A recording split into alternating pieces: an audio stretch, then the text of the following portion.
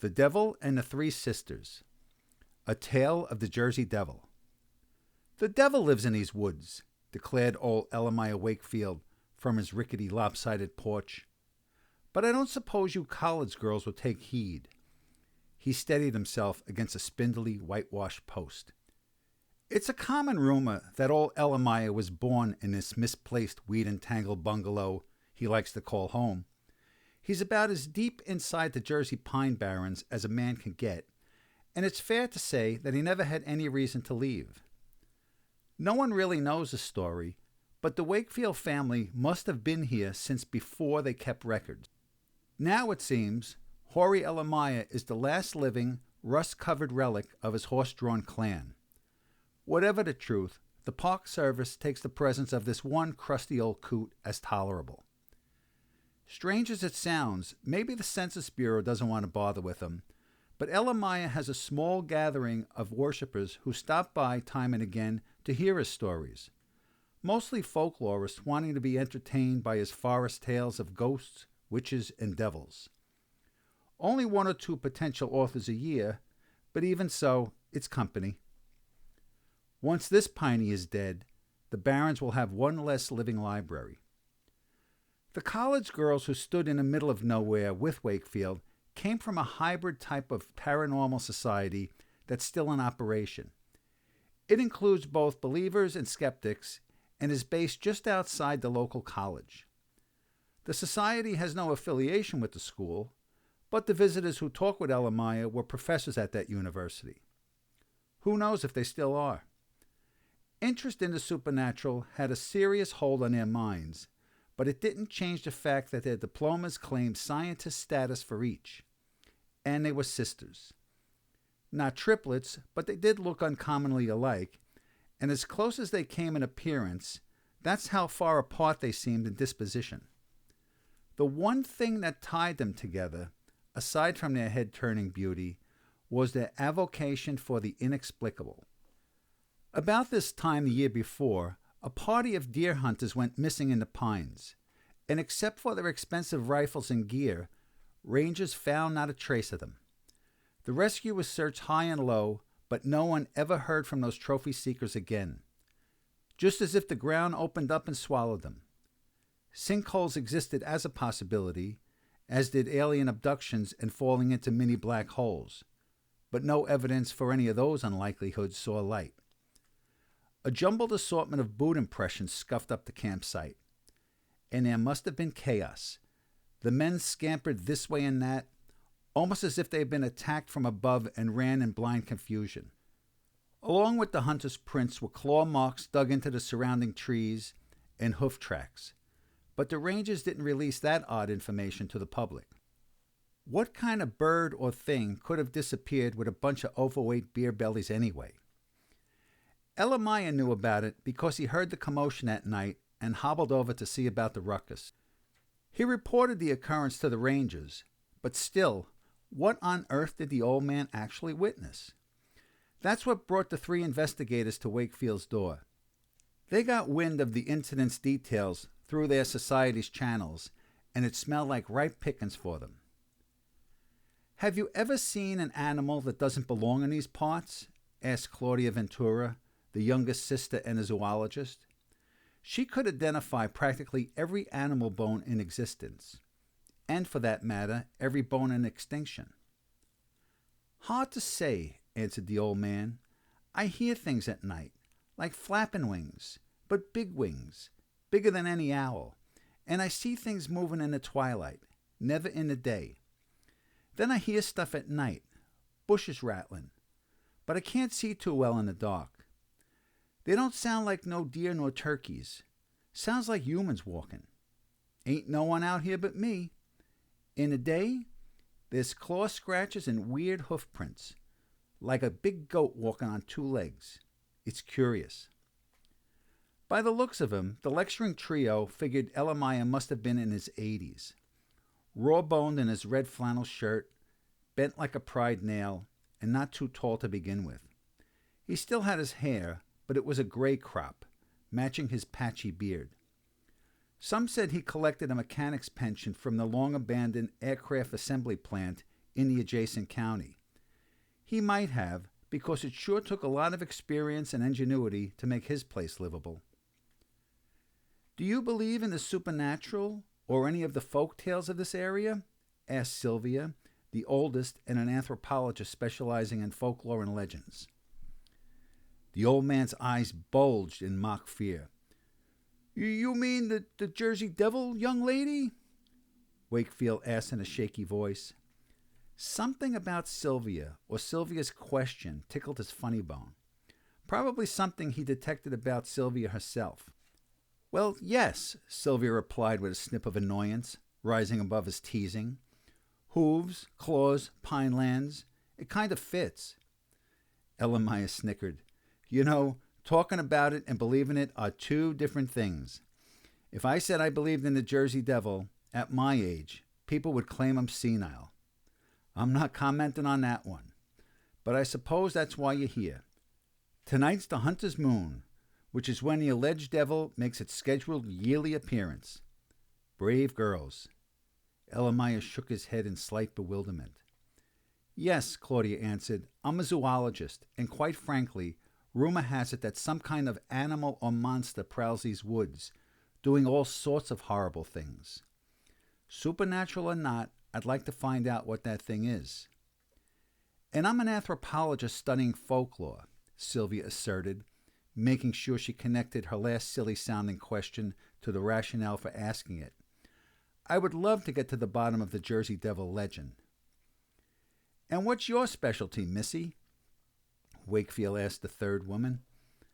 That courageous individual, Andrea, represented the sober side of the family, considering Sylvia. A geologist by training, Andrea wanted to poke around for sinkholes and investigate the unusual soil composition that could shed light on the disappearances. I'm a geologist, sir, Andrea replied matter-of-factly. I want to examine the terrain for sand pits and other hazards that may have befallen the hunters. Befallen? Oh, that's one way to say it, I guess, Elemiah mumbled. Well, he continued, maybe the Barrens is haunted, or maybe a critter lurks in these woods that ain't natural. Either way, those hunters that vanished ain't the first and ain't the last. This forest is over 1 million square acres, and I guess anything is possible in something that big. If you three are dead set on getting to the root of it, ain't my business. Just so you know, your portable phones don't work out here. That's roughing it for you city girls, I guess. The trail to that damn campsite starts over here to the right of me. Just stay on the path and you'll walk into it. The old fossil grimaced. Thank you for your help, sir, Claudia replied. We hope to see you on our return. Goodbye for now. Elemiah waved his hand, and the siblings began walking on a rarely used, nearly invisible sugar sand trail. This gloaming path would take them a moderate distance away from the hermit's hut and to the place where the hunters vanished. Tripping and straining through shoelace untying vines slowed the hike and worked up a sweat despite the cool October day. The sun bulged yellow behind the opaque cloud cover, almost looking like a boil under white skin. Brittle brown pine needles blanketed the forest floor, and nothing else really grew aside from prickly, widely spaced bushes. Claudia led the way. The tall, thin beauty, wearing bright, well-worn hunting clothes, had just reached middle age, but it didn't show. Curiosity and enthusiasm poured from her brunette eyes. Over the years, her hair had darkened from the golden blonde of her youth, but it wasn't really a big deal that the caramel coloring came from a bottle. She still had something to rev a man's heart. Sylvia came up to Claudia's chin, lean and pretty, but she lacked Claudia's focused mind. It took a certain breed to be a folklorist. She had the zoologist by a half-dozen years, appeared decidedly loopy, but temporarily poised, and wore khaki hiking clothes.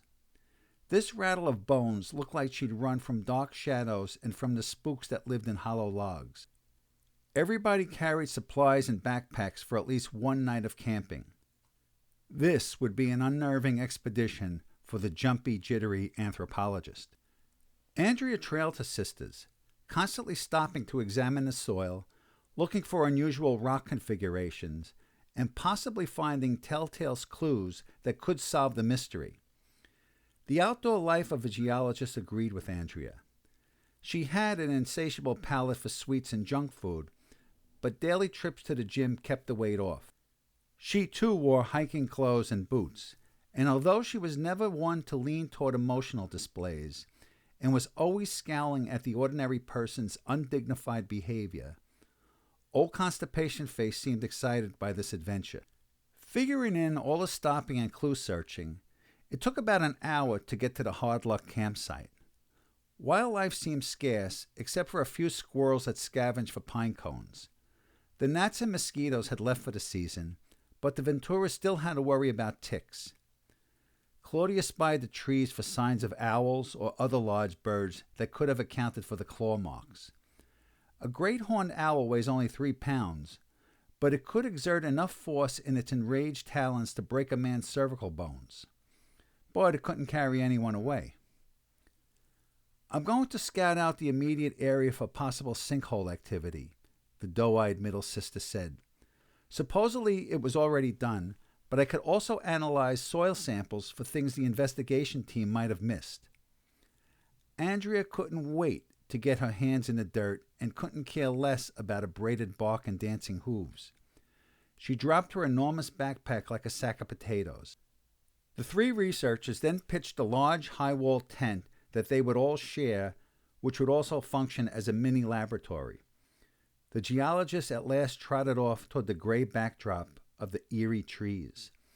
Claudia and Sylvia emptied their nylon backpacks, jammed with food, water, a microscope, and lab equipment. Hatchets, flashlights, and multi-tools dangled and clanked on their utility belts. Claudia then set out to look for animal tracks, scat, claw marks, and anything else that could put a name on the terror that continues to stalk these pines. Anything that could educate them about what happened to those missing hunters. Sylvia became Claudia's shadow, following so closely that they kept bumping into each other. "Please relax, Sylvia," Claudia grumbled. "Nothing is going to happen to us." "We shouldn't have come today," Sylvia whined. "There's evil here. I can feel it all around me. Can't you feel it? We'll never see the light of tomorrow. Let's just pack up and go home." "Sylvia, knock it off," Claudia hollered. "If you want to leave, take the trail and go now while it's still light. Meet us with the car tomorrow, although you're not behaving like a university professor." That comment stung Sylvia, and she calmed herself. "You're right, Claudia," Sylvia admitted. "I must get control of my imagination. I'll be fine." Claudia smiled reassuringly at Sylvia, and they both kept their doubts about Sylvia to themselves. "Then not another word of this," Claudia said. "Now tell me again the legend of the Jersey Devil." Sylvia took a deep breath and thought about where to start, then nodded. "Well, as the legend goes, the Jersey Devil is indigenous to the Pine Barrens. In 1735, a local resident named Jane Leeds, or Mother Leeds, had 12 children and learned that she was pregnant for the 13th time. She cursed the unborn in anger and frustration and cried out that the baby would enter the world as a demon. Jane Leeds went into labor on an unholy, stormy night under the hunter's moon. Her friends and family were in attendance. Though born normal, this 13th child instantly transformed into a creature with hooves, a freakish head, bat wings, a forked tail, and long arms with clawed fingers. It hissed and growled at them and killed the midwife before flying up the chimney and disappearing into the woods. In another version of the story, Mother Leeds supposedly practiced witchcraft, and the child's father is the devil himself. It's said that an attempted exorcism by local pastors failed. The willpower of the Pine Barrens creature proved too strong. It feeds on animal flesh, preferably human flesh. "Which version are you partial to?" Claudia asked. Sylvia shrugged indifference and smiled. The scientists spent the rest of the day gathering samples and specimens. Sylvia scrutinized the ground and trees for hand-drawn symbols that may have pointed to a satanic cult involved in a foul play. Coffee and protein bars translated into a working lunch for the paranormal detectives. At last, when the day receded to dusk, the intrepid trio returned to the small, natural clearing that they and the lost hunters used as a campsite. The sun turned red behind the clouds, and the filtered radiance converted the pewter landscape into a portrait of scarlet gloom. Imaginations could run wild in this place. A microscope, centrifuge, and tempered glassware made up the field lab. For on-the-spot analysis, each instrument operated on a lithium battery. The detailed testing would wait until they got back to the university. Containers and flasks of formaldehyde, alcohol, and assorted solutions stayed ventilated on a foldable aluminum table left by the hunters or by someone who came afterwards. A wood-burning fire sputtered under Andrea's hot dogs and beans. Claudia's chicken pot pie and Sylvia's vegetarian quiche thawed out on a small propane stove. Fallen, rotten tree trunks provided seats. The vegetarian Sylvia became lightheaded, almost disoriented from the aroma of burning hot dogs. But Claudia didn't mind and snatched a wiener off the frying pan for herself. "Sometime tonight, the full hunter's moon will appear," Sylvia cautioned, "and that's when the devil will come." More than likely, Sylvia made that dramatic announcement to get her mind off the stink of burning meat or whatever hot dogs are made of. "Well, the clouds are clearing in the night chill, so I think the moon will shine," Claudia observed. "But the devil showing is another story. I haven't seen anything that would indicate anything larger than a deer pranced through the territory recently. There are hoof prints, but their patterns indicate quadrupedal movement. I see deep, wide gouges in some of the tree bark. They're stale and smooth, so they were probably made a year ago. An animal made them. That I know by the shapes and indents. They're about the size of what a black bear would make to sharpen its claws. So until I know more, I'd say a black bear strayed in the area. And it wouldn't eat every last human nugget." "And honestly, I saw nothing in the way of the supernatural," Sylvia added. As Sylvia ate, she picked out the middle of her quiche and left behind the harder outer crust, the same way she left the crust around her bologna sandwiches when she was a kid. Andrea gobbled down her hot dogs and beans, burped, and said, "Well, I won't know anything until I look at a few of these samples. I have to treat them with reagents." She stood and walked into the tent. "Wait," Sylvia yelled. "I'll help you." And she followed her sister into the well-lit enclosure. Claudia seized the chance and devoured the remaining hot dogs and beans. Sylvia would rue snuggling between her two sisters tonight. A few hours later, the three women left the synthetic cabin and went outside, heated a pot of coffee on the stove, and sat. The air cooled further, and the rising full moon stained the twisting clouds orange. A soft mist seeped up from the ground. The moon broke through the wispy cirrus streaks, and the landscape turned amber. Just above the dark trees, the saffron orb, mottled by its shadowy mountains and craters, seemed to appear from a ghost story. Claudia gazed serenely at the spectral sky. Sylvia got the creeps, but didn't want it to be obvious. Andrea talked about her findings. "Well, earlier I walked around the campsite and spiraled out," she explained. "I carried my electrical resistivity tester to check for underground chambers that could become sinkholes. I covered quite a bit of ground, so I wouldn't miss anything. There are cavities here and there, probably the products of atrophied tree roots, underground. My soil samples revealed that the saline earth has a high concentration of carbonic acid in it. That's a warning for sinkhole possibilities. For all that, these possibilities did not amount to anything. I did not find strong enough evidence to support human beings disappearing underground. There aren't even depressed peat bogs. In other words, this ground is solid." Andrea halted her analysis and looked side to side. She sensed something was missing. "Where are my leftover hot dogs and beans?" Sylvia gawked at the moon, too afraid to answer, and Claudia glanced downward. Andrea then realized where the food went and shook her head at Claudia. Health fanatic, my foot, Andrea muttered. Sounds like a big turkey flying into the treetops, Claudia said, quickly changing the subject. The three at once realized the other possibility and became silent. Heavy leather flopped and flapped above them. Then a figure silhouetted against the moon. Misshapen and black against the Titian light, the elongated winged form hovered only a few seconds, then vanished. Sylvia looked up, horror-stricken.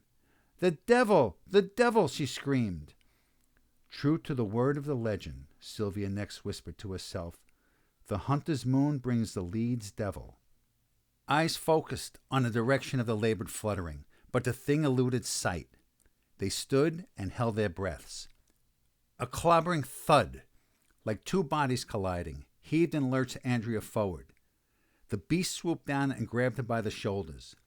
Talons dug into Andrea's clothing, and the abomination lifted the geologist off the ground. Sylvia ran over and grabbed Andrea's feet before it carried the middle sister away. A brief tug of war ensued, but the monster pulled like a team of horses, and Sylvia lost her hold. Claudia unlashed her belt hatchet and flung it at the living hallucination with all her might. The blade penetrated deep into the chimera's skull. It bleated and dropped Andrea, then haphazardly flew away. The women ran over to Andrea. Her shoulders bled from the puncture wounds, but they could get her to her feet. "Is it dead, you think?" Andrea asked. "No, it will be back," Sylvia affirmed. The two helped Andrea into the tent to examine her injuries. "You're lucky," Claudia commented. "That cringe-worthy puffy vest saved you from serious injuries. The wounds are superficial, but fashion-wise, it killed you the first time you wore it." "Shut up, Claudia," Sylvia snapped. "Sorry, Andrea," Claudia apologized. "Just my nerves talking." "I'll be all right," Andrea said, brushing the dust and pine needles off her clothes. Now came the time for Sylvia to show her mettle. "We need protection," she stated to herself, and she ran out the door flaps. The puzzled sisters followed. Sylvia stabbed her knife into the desiccated sandy ground, then dragged it until the scraped line formed a large, reasonably round circle in the clearing. The other two watched intently. Inside the circle, Sylvia etched the outline of a star, with the points extending to the ring's edge. In the spaces between the star points, she drew cryptic symbols, or more like forgotten letters from a murky, bygone day. She worked in haste, as if she knew the devil would return any minute. The siblings understood Sylvia's way of thinking. When the folklorist finished, she said, "Quick, into the circle, and don't disturb the words or break the lines." The former doubters entered the circle like two shots. "We're in a devil's trap," Sylvia explained. "That devil can't breach the charm barrier. If we stay inside, we're safe." "How long?" Claudia asked. "Until sunrise," Sylvia replied. "This is an ancient defense against demons. I took it from a sorcery tome called The Lesser Key of Solomon. Just reading it scared the pants off me. My dissertation focused on Ars Goetia, the first volume of the work. That's where I learned about the devil's trap." Fear and uncertainty left Sylvia. The timid, eccentric member of the family became its guardian angel. An hour passed and nothing happened. "Maybe it's dead," Claudia remarked. "That axe must have sunk right into its pea brain." "It's not dead," Sylvia asserted. "It's thinking up a plan. The thing didn't expect a head full of steel, and another strategy is being considered. Something will happen before the light of dawn." Footsteps crunching on the forest litter spun the startled sisters' heads. They stared into the blackness to see what walked up the trail, and by the pale of the setting moon, they recognized grizzled Elemiah. He moved like any 80-year-old man, pained and winded. "Hey, girls," he called out. "I heard the fuss. Are you three all right?" He walked up to the engraved dirt ring and looked down. "What are you doing? Playing some sort of foreign hopscotch?" "It's a long story," Claudia said. "You're in danger, Mr. Wakefield. Please step into this circle for protection. The Jersey Devil or some sort of demon is stalking us. This circle will prevent it from reaching us." "And they call me crazy," the geezer scoffed.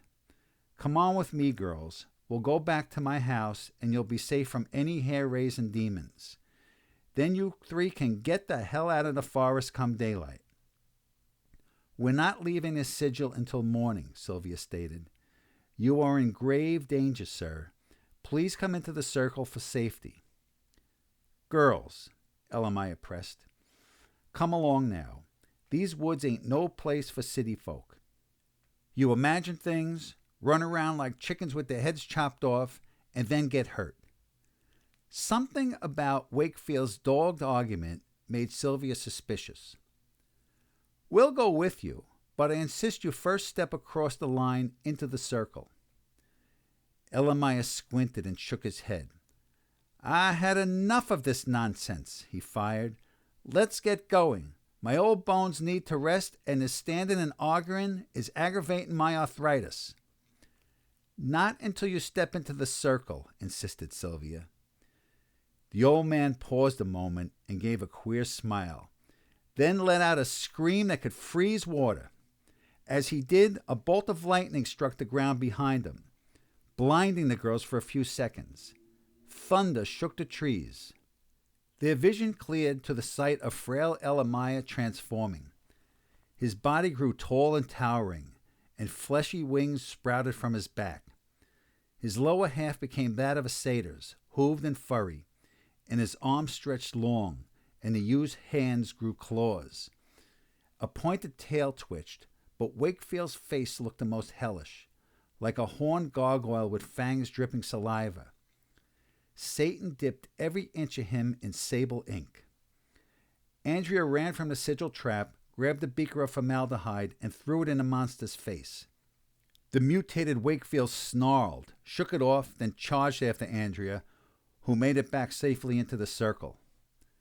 That dual-life demon must have been 7 feet tall, all bone and sinew, and strong beyond ordinary reason. The thing picked up a fallen tree trunk and threw it directly at the sisters, but it bounced off an unseen force that projected around the mystical shelter. Claudia threw a rock at the beast and hit it flush in the face. It seemed that good actions and good intentions could leave, but evil couldn't enter. Not a thing Elamaya touched had the ability to penetrate the shielding. The determined devil bellowed, whooped, threatened, and circled the trap like a starving wolf. He thought with the mind of a predator, to scare one of them out of the circle so he could satisfy his hunger. The girls knew better, and no one budged. Then he just flew off without another word.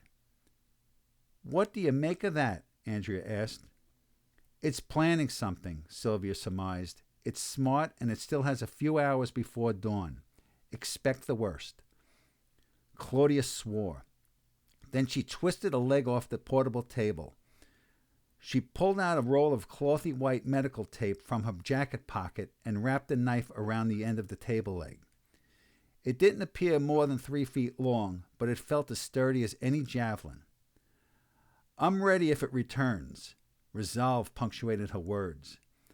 "A spear can't hurt it," Sylvia said. "It'll feel pain if I shove this down its throat," Claudia spat. The endless night crawled, but Elamaya did not show in any form, man or mutant. "It's almost dawn," Andrea commented. "It has to make a move now." A putrid stench, like that from the inside of a slaughterhouse, suddenly overwhelmed the pine-scented air, and the sound of beating wings returned. The devil loomed over the trees, then slowly lowered itself. The moon had set, and the pre-dawn lay over the women's eyes like a casket cover. The lead's child hovered close to the circle, near the ground, and drummed its wings with all its fury. Powerful gusts came from the flapping, and dirt and debris blew into the incised lines. The devil's trap had no defense and began yielding its power.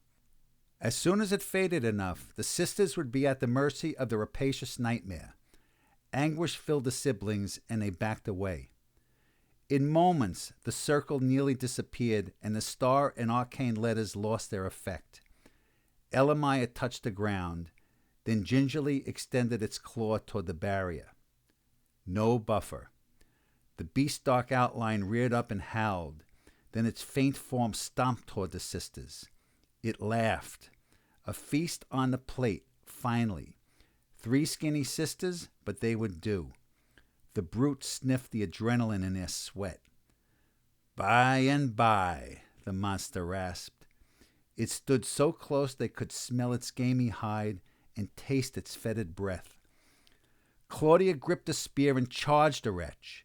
The short lance thrust through the cursed stomach like a rhino's horn through the ribs of a threatening hyena. She lifted her foe, and their momentum sent it crashing into a tree. The shaft didn't stop until half the blade pierced the trunk. The devil was stuck, just like a needle pinning a struggling hornet. The monster blinked, astonished. Black bile dripped from the wound. He hissed and thrashed, but he couldn't go anywhere. Andrea grabbed her hatchet and hurled it, planting the business end in the fiend's ugly face. Now we're even, she said in satisfaction. The spawn of Satan hung still, either dead or unconscious. Pretending was more likely. The 3 at last saw a pink glow along the treetops, announcing the long-awaited dawn. Then they turned toward the devil, and it had already departed. The spear still impaled the tree, but the hatchet lay on the ground. There was no sign of the black blood, but a gut feeling said they were out of danger. Not a clue to be had, Andrea groused, looking around the campsite. You saved us, sis, Claudia said to Sylvia. When you had to, you really passed the muster, you little scaredy cat. Sylvia felt proud of herself and beamed. They spent a few more minutes looking for any traces of the devil, but there was nothing, not so much as a hair from its hide. Frustrated, they bundled their gear and headed down the path that would lead them past the creature's place and to their car. Wakefield and the Jersey Devil are one and the same, Sylvia giggled, but who would ever believe that? What if he's waiting for us when we get back to his shack? Claudia whimpered. Andrea's eyes bugged out. Don't worry, Sylvia assured. In the light of day, without the hunter's moon, he won't transform. Or can't. I'm not sure about that detail. Either way, at this moment we're safe. Besides, I think he's still licking his wounds from his encounter with the 3 Ventura sisters. The demon world now knows to stay away from us, if it knows what's good for it. Sylvia's sisters didn't comment and walked on in unconvinced silence. When they got to Elamiah's small cottage, they almost jumped out of their skins. There he was, old Scratch himself, standing on his porch, the picture of amity and octogenarian feebleness. He kept staring at the approaching girls, cackling like a crazy goose. They had no choice but to pass him. They didn't get too close, and he stayed put. He had his chance last night and let it slip away. Just as the sisters came nearest to him that they would dare get, old Elamiah declared, I told you the devil lives in these woods.